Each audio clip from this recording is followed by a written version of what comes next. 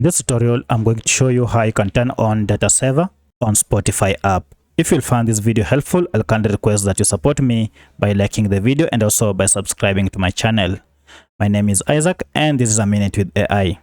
Alright, let's get into it. Now the first thing you need to do is to go to your profile menu by tapping on your profile icon on the top left corner here. When you tap on this, you'll get to this page that displays your profile, and down here you'll see this option called Settings and Privacy. Go ahead and tap on it, and under this, look for the option called Data Saving and Offline. Go ahead and tap on it. As you can see, under Data Saver, it is currently set to automatic. To turn it on, go ahead and tap on, and then you'll be done.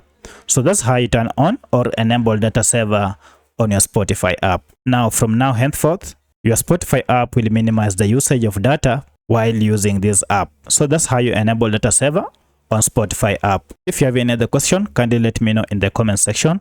Otherwise, if this video is helpful, please like and subscribe.